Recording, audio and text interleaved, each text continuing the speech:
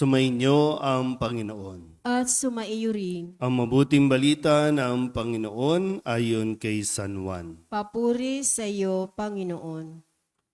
Noong panahong iyon, malakas na sinabi ni Jesus, "Ang nananalig sa akin ay hindi lamang sa akin nananalig, kundi pati sa nagsugo sa akin. At ang nakakita sa akin ay nakakita sa Kanya.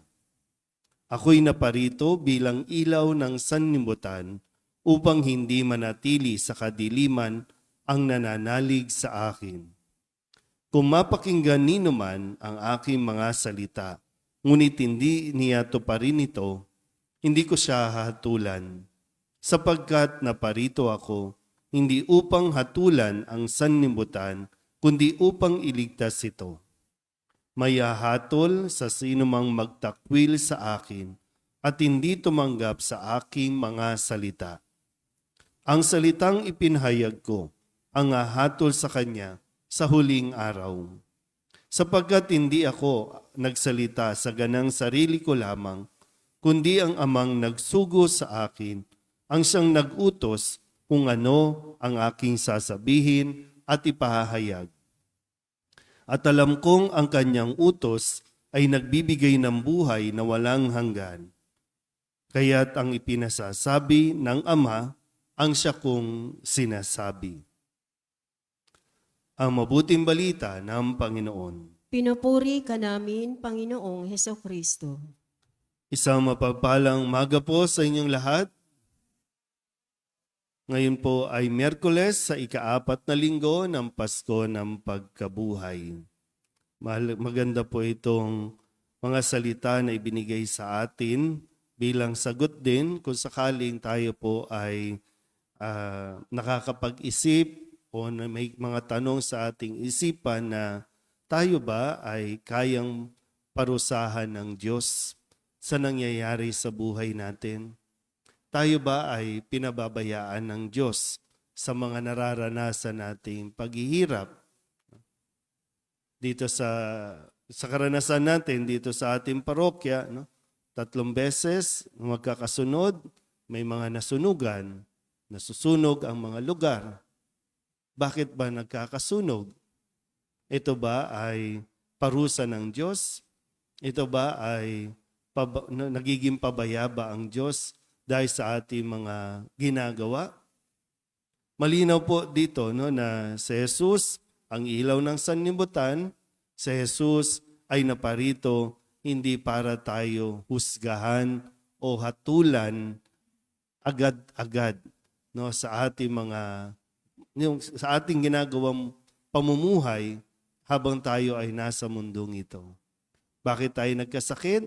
Ito ba ay parusa pa rin ng Diyos?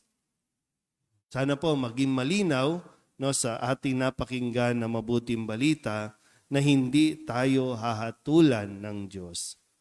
Ang mga nangyayari sa buhay natin ay kadalasan, yan ay bunga ng katigasan ng mga puso natin. Kasi narinig na natin, sabi nga dito, narinig na ninyo ang salita pero ayaw ninyong pakinggan.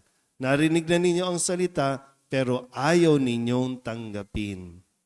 So, kapag ganito, tayo mismo, tayo na nagdidesisyon sa kung ano ang buhay na gusto natin.